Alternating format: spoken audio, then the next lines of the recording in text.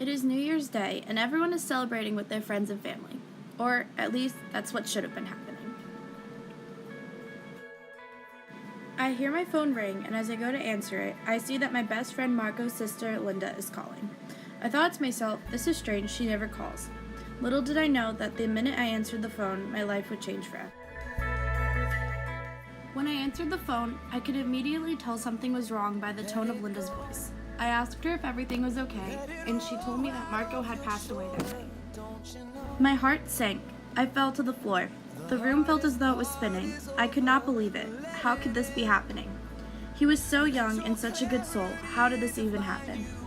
I began to ramble on with questions. How did it happen? Was this sudden? I must have been talking a mile a minute. Crying so hard to the point that I could barely understand her, she told me that Marco had returned to his family in Germany to undergo intensive chemotherapy. He had stage 4 lung cancer.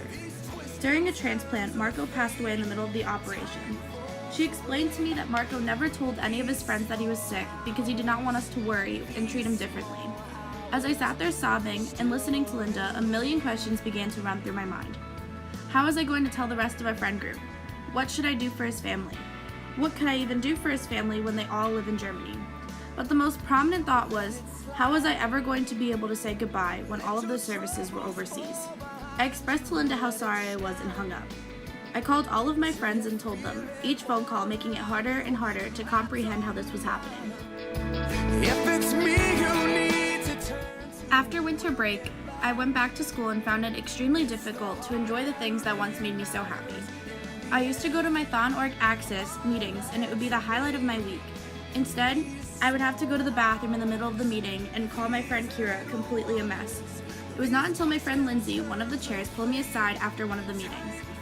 She expressed to me how sorry she was for the loss of Marco, and she knew that things must have been really hard for me.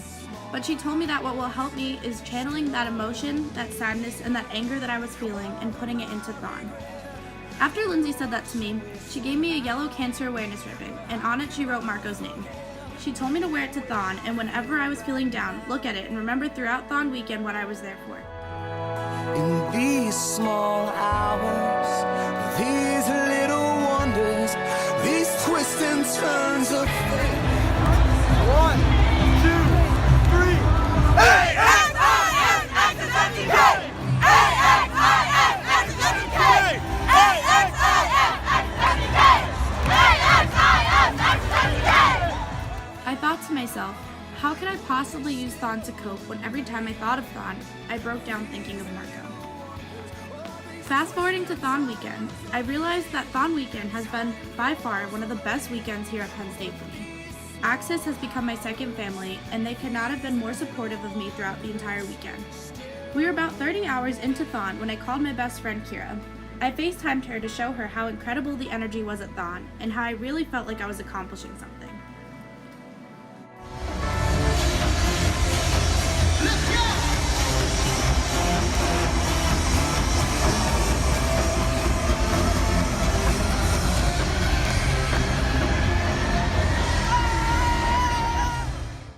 I remember my bloodshot eyes and cracking voice FaceTiming Kira, and when she answered the phone, I said, "Dude, my feet hurt, I can't feel my knee anymore, but it's fine because only 16 more hours."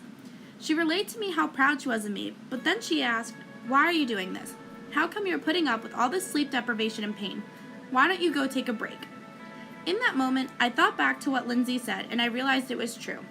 I was channeling my emotions into staying up and dancing for the cause. I responded to her and said, "The pain I am feeling right now is nothing compared to what Marco went through. What I'm feeling right now is nothing compared to the pain that these families have gone through losing a loved one. The pain I am feeling right now is nothing compared to what these kids have gone through. Marco and all other cancer victims' strength is immeasurable, and I can never imagine what they went through." I realized after saying this to her, this was my closure. I was never able to officially say goodbye to Marco, and I never will be.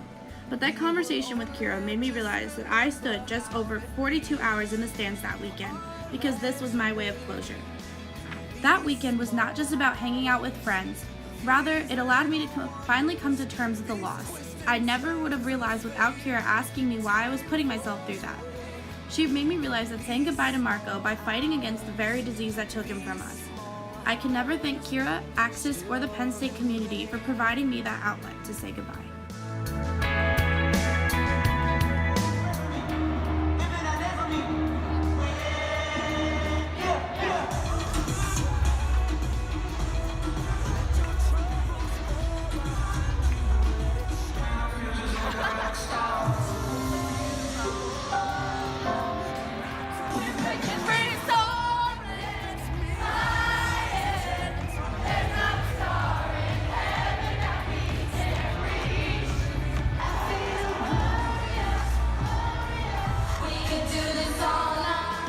Not a single family has received a medical bill.